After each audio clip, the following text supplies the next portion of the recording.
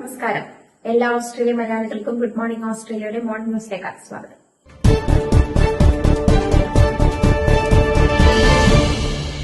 രാജ്യത്ത് 65,000 പേർ വിസ ചട്ടങ്ങൾ ലംഘിച്ച് കഴിയുന്നുണ്ടെന്ന് കണക്കുകൾ.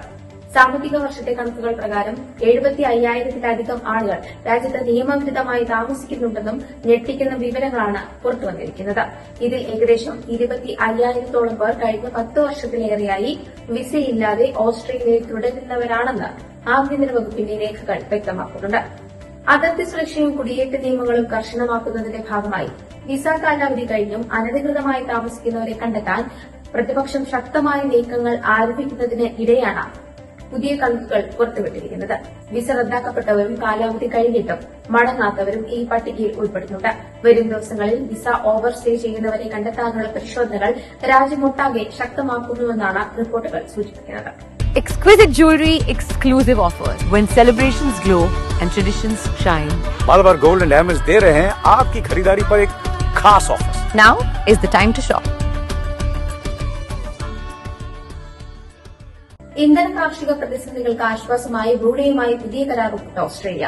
ആഗോളതലത്തിൽ ഇന്ധനവില വർധനവും ക്ഷാമവും തുടരുന്ന സാഹചര്യത്തിൽ ഓസ്ട്രേലിയൻ കർഷകർക്ക് ആവശ്യമായ വളം കൂടുതൽ ലഭ്യമാക്കുക എന്ന ലക്ഷ്യത്തോടെയാണ് പ്രധാനമന്ത്രി ആന്റണി ആൽബനീസി ഈ സുപ്രധാന കരാറിൽ ഒപ്പുവച്ചിരിക്കുന്നത്.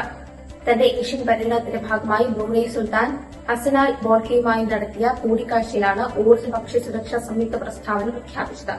നിലവിൽ ഓസ്ട്രേലിയയ്ക്ക് ആവശ്യമായ വളത്തിന്റെ 11%, ഡീസലിന്റെ 9% നൽകുന്നത് ഈ തെക്കു കിഴക്കൻ ഏഷ്യൻ രാഷ്ട്രമാണ്. നിലവിലുള്ള വിതരണത്തിന് പുറമെ കൂടുതൽ ഉൽപ്പന്നങ്ങൾ ലഭ്യമാക്കാൻ പുതിയ കരാർ സഹായിക്കുമെന്ന് പ്രധാനമന്ത്രി വ്യക്തമാക്കി. ആഗോളതലത്തിൽ ഇന്ധനവില കുതിച്ചുയർന്ന പശ്ചാത്തലത്തിൽ ക്വാണ്ടസിന് പിന്നാലെ വിമാന സർവീസുകൾ വെട്ടിക്കുറയ്ക്കാനും ടിക്കറ്റ് നിരക്ക് വർദ്ധിപ്പിക്കാനും നൽകി വെർജിൻ ഓസ്ട്രേലിയ. 2025-26 സാമ്പത്തിക വർഷത്തിന്റെ രണ്ടാം പകുതിയിൽ ഇന്ധന ചെലവ് പ്രതീക്ഷിച്ചതിലും 30 മുതൽ 40% വരെ വർദ്ധിക്കുമെന്ന് കണ്ടതിനെ തുടർന്നാണ് ഈ തീരുമാനം. ജനുവരി 30 വരെയുള്ള 3 മാസങ്ങളിൽ ആഭ്യന്തര സർവീസുകളിൽ 1% കുറവ് വരുത്താനാണ് കമ്പനിയുടെ തീരുമാനം. ഇതിനൊപ്പം ഓരോ സീറ്റിൽ നിന്നുമുള്ള വരുമാനം 5% ഉയർത്താനും ലക്ഷ്യമിട്ടുണ്ട്. ഫെബ്രുവരി അവസാനം മുതൽ വിമാന ഇന്ധനത്തിന്റെ വില ഇരട്ടിയിലധികം വർദ്ധിച്ചത് കമ്പനിയുടെ സാമ്പത്തിക ഭദ്രതയെ കാര്യമായി ബാധിച്ചിട്ടുണ്ടെന്ന് നിക്ഷേപകർക്ക് നൽകിയ റിപ്പോർട്ടിൽ വെർജിൻ ഓസ്ട്രേലിയ ചൂണ്ടിക്കാട്ടി. Thinking of buying property? Watch this. On May 2nd at Bunjil Place, Nar Warren Victoria, builders, real estate agents, banks, finance specialists and legal experts, all available to guide you in person. Free advice, bank guidance, gift vouchers. This event could save you thousands. Entry free. Register now. Link below. ക്യൂൻസ്ലൻഡിൽ ഈ bike യാത്രക്കാർക്കായി നിർദ്ദേശിക്കപ്പെട്ട 2 പ്രധാന നിയന്ത്രണങ്ങൾക്കെതിരെ പ്രാദേശിക കൌൺസിലുകളും RACQവും രംഗത്തെത്തി. ഈ bike ഈ scooter യാത്രക്കാർക്ക് 16 വയസ്സ് തികയണമെന്നും driving licence നിർബന്ധമാക്കണമെന്നും കൂടാതെ പങ്കിട്ട പാതകളിൽ വേഗത മണിക്കൂറിൽ 10 കിലോമീറ്ററായി പരിമിതപ്പെടുത്തണമെന്നുമുള്ള നിർദ്ദേശങ്ങളാണ് അധികൃതർ നൽകിയത്. കഴിഞ്ഞ മാസം സമർപ്പിക്കപ്പെട്ട പാർലമെന്ററി അന്വേഷണ റിപ്പോർട്ടിന്റെ അടിസ്ഥാനത്തിലാണ് സർക്കാർ ഈ പുതിയ നിയമനിർമ്മാണം കൊണ്ടുവന്നത്. ഈ ബില്ലിനെ പൊതുവെ പിന്തുണയ്ക്കുന്നുണ്ടെങ്കിലും ലൈസൻസ് നിബന്ധനയോടും വേഗത നിയന്ത്രണത്തോടും യോജിക്കാനാകില്ലെന്ന് RACQ advocacy general manager Josh കോണി വ്യക്തമാക്കി. കനത്ത പ്രളയത്തിലും മഴയിലും ഗതാഗതവും ചരക്ക് നീക്കവും തടസ്സപ്പെടാതിരിക്കാൻ ക്യൂൻസ്ലൻഡിലെ പ്രധാന വ്യാപാര കേന്ദ്രമായ ബ്രിസ്ബെയിൻ മാർക്കറ്റിലേക്കുള്ള പാതകൾ നവീകരിക്കുന്നു. ഇതിന്റെ ഭാഗമായി റോക്ക്വില്ലിലെ കട്സൺ സ്ട്രീറ്റ് പാലത്തിന്റെ നിർമ്മാണ പ്രവർത്തനങ്ങൾക്ക് ഔദ്യോഗികമായി തുടക്കമായിട്ടുണ്ട്. ഫെഡറൽ തലത്തിലുള്ള അൽബനീസി സർക്കാരും സർക്കാരും ക്യൂൻസ്ലൻഡ് സംസ്ഥാനത്തെ ക്രിസ് വുള്ളി സർക്കാരും സംയുക്തമായാണ് ഈ സുപ്രധാന പദ്ധതി നടപ്പിലാക്കുന്നത്. പ്രളയത്തെ അതിജീവിക്കുന്നതിനായി കട്സൺ സ്ട്രീറ്റ് പാലം നിലവിലുള്ളതിനേക്കാൾ 1.2 മീറ്ററായി ഉയർത്തും. പദ്ധതിയുടെ ഭാഗമായി ഈ തെരുവിലെ റോഡ് പൂർണ്ണമായും പുനർനിർമ്മിക്കുകയും ചെയ്യും. ഫസ്റ്റ് ടൈമാണ് ഒരു സ്കിൻ കെയർ പ്രോഡക്റ്റിനെ കുറിച്ചൊരു വീഡിയോ ചെയ്യുന്നത്. It's about a pure ayurvedic oil called Rudrakanthi oil. ദിവസവും രാവിലെ ഞാൻ ഈ ഒരു രുദ്രകാന്തി ഓയിൽ തേക്കുന്നുണ്ട്. ഗ്ലോ കിട്ടും, നമുക്കൊരു റിജുവിനേറ്റിംഗ് ഫീൽ ഉണ്ടാവും. ഡാർക്ക് സർക്കിൾസ്, പിഗ്മെന്റേഷൻ ഒക്കെ ഒത്തിരി കുറഞ്ഞിട്ടുണ്ട്. ഒരു 10-15 ദിവസമായിട്ടുള്ളൂ ഞാൻ തേക്കാൻ തുടങ്ങിയിട്ട്. തേച്ച് കഴിഞ്ഞപ്പോൾ ഭയങ്കര വ്യത്യാസം വന്നു. ഓയിൽ യൂസ് ചെയ്ത് അതിന്റെ നല്ല ഡിഫറൻസ് എനിക്കുണ്ട്. 4 ദിവസം കൊണ്ട് അത് മാറി. അതില്ല ഇപ്പൊ എനിക്ക്. എല്ലാവരും ആന്റി ഇതെന്താ ഉപയോഗിച്ചത്, ആന്റിയുടെ ഫേസിന് ഡിഫറൻസ്, ഭയങ്കര ഡിഫറൻസ് ഉണ്ടല്ലോ. അത്ര ഒരു ഗംഭീരമായിട്ടോ ഇതൊരു പാവൻ ഡോക്ടർ ഉണ്ടാക്കുന്നത്, ഡോക്ടർ ലക്ഷ്മി. മലയാള സിനിമാ താരനടി പൊന്നമ്മ ബാബുവിന്റെ മകളും സംവിധായികയുമായ ദീപ്തി നിർമ്മല ജെയിംസ് സംവിധാനം ചെയ്ത എലോങ് ഗുഡ് ബൈ എന്ന ഹ്രസ്വ ചിത്രത്തിന്റെ ആദ്യ സ്വകാര്യ പ്രദർശനം മെൽബണിൽ നടന്നു. ഡിമെൻഷ്യയെക്കുറിച്ചുള്ള ബോധവൽക്കരണത്തിനായി മിറായ പ്രൊഡക്ഷൻസ് സംഘടിപ്പിച്ച പരിപാടിയിൽ മെൽബൺ സിറ്റി കൌൺസിലിന്റെ മേയർ ലാറ കാർട്ടിയും വൈൻഡപ്പ് സിറ്റി കൌൺസിലിന്റെ കൌൺസിലറും മുൻ മേയറുമായ സൂസൻ മക്കിനയർക്കും മുഖ്യാതിഥികളായി പങ്കെടുത്തു. ഡിമെൻഷ്യ നേരിടുന്ന ദമ്പതികളുടെ ജീവിതയാത്രയെ ഹൃദയസ്പർശിയായി അവതരിപ്പിക്കുന്ന ചിത്രമാണ് എലോങ് ഗുഡ് ബൈ.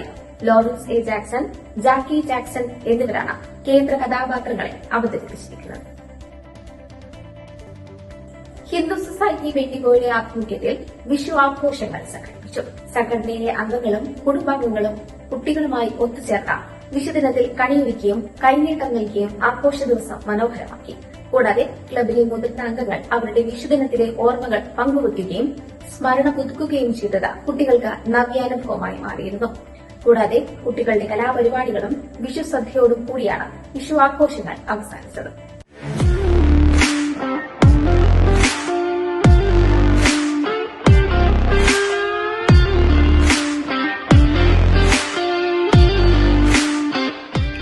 എവിടെ വരുന്നത് ഓൺലൈനിൽ നമ്മൾ സാധനം ഉണ്ട്. അത് പഞ്ചായത്തിനായാലും ബ്രാഞ്ചൊക്കെയായാലും സർക്കാരിലാണെങ്കിലും മുനിസിപ്പാലിറ്റിയിലാണെങ്കിലും 2-3 ദിവസം സംഗതി എത്തിയിരുന്നു. ഇപ്പം വിക്ടോറിയയിലെ എല്ലാ കടയിലും ഞങ്ങൾക്ക് കൊടുക്കാൻ പറ്റുന്നുണ്ട്. നിങ്ങൾ എല്ലാവരും മേടിക്കണം. പശ്ചിമേഷ്യയിൽ അമേരിക്കയും ഇറാൻ തമ്മിൽ നിലനിൽക്കുന്ന സംഘർഷാവസ്ഥയ്ക്ക് ശാശ്വത പരിഹാരം കാണാനുള്ള സമാധാന ചർച്ചകൾ വീണ്ടും തുടങ്ങുമെന്ന വലിയ പ്രതീക്ഷയിൽ ലോകം. ഇറാനുമായി സമാധാന ചർച്ച 2 ദിവസത്തിനകം വീണ്ടും തുടങ്ങുമെന്ന ട്രംപിന്റെ പ്രഖ്യാപനത്തിന് പിന്നാലെ ചർച്ചകളിൽ മധ്യസ്ഥത വഹിക്കുന്ന പാകിസ്ഥാൻ സംഘം ഇറാനിലെത്തുന്നതോടെ പ്രതീക്ഷകളും വർദ്ധിച്ചിരിക്കുകയാണ്. അമേരിക്ക ഇറാൻ ചർച്ചകൾ പുനരാരംഭിക്കുമെന്ന വലിയ വിശ്വാസത്തോടെയാണ് പാകിസ്ഥാൻ നയതന്ത്ര സംഘം ഇറാനിലെത്തിയിരിക്കുന്നത്. മണ്ഡല പുനർനിർണയത്തിനെതിരെ മുഖ്യമന്ത്രി പിണറായി വിജയൻ രംഗത്ത്. മണ്ഡല പുനർനിർണയം എന്ന പേരിൽ കേന്ദ്ര സർക്കാർ ധൃതിയിൽ നടത്താൻ ശ്രമിക്കുന്നത് സാധാരണ ഭരണ പരിഷ്കാരം എന്ന നിലയിൽ ചുരുക്കിക്കാണാനാകില്ലെന്ന് മുഖ്യമന്ത്രി പറഞ്ഞു. അത് രാജ്യത്തിന്റെ ഫെഡറൽ സംവിധാനത്തെ തന്നെ അട്ടിമറിക്കാനുള്ള നീക്കമാണെന്ന ഗുരുതരമായ സംശയമാണ് ഉയർന്നിട്ടുള്ളതെന്നും അദ്ദേഹം കൂട്ടിച്ചേർത്തു. IPLൽ റോയൽ ചലഞ്ചേഴ്സ് ബംഗളൂരുവിനെതിരെ ലക്നൌ സൂപ്പർ ജയന്റ്സ് 146 റൺസിന് എല്ലാവരും പുറത്തായി. ബംഗളൂരു ചിന്നസ്വാമി സ്റ്റേഡിയത്തിൽ ടോസ് നഷ്ടപ്പെട്ട് ബാറ്റിംഗിലെത്തിയ ലക്നൌ 20 ഓവറിൽ 146-ന് എല്ലാവരും പുറത്താവുകയായിരുന്നു. 4 വിക്കറ്റ് വീഴ്ത്തിയ റാസിഖ് സലാംദർ, 3 പേരെ മടക്കി അയച്ച ഭുവനേശ്വർ കുമാർ എന്നിവരാണ് കളിയിലെ താരങ്ങൾ. കൃണാൽ പാണ്ഡ്യയ്ക്ക് 2 വിക്കറ്റുണ്ട്. 32 പന്തിൽ 40 റൺസ് നേടിയ മിച്ചൽ മാർഷാണ് ലക്നൌവിന്റെ ടോപ്പ് സ്കോറർ. ഇതോടെ ഇന്നത്തെ വാർത്താ ബുള്ളറ്റിൻ പൂർണ്ണമാകുന്നു. നന്ദി, നമസ്കാരം.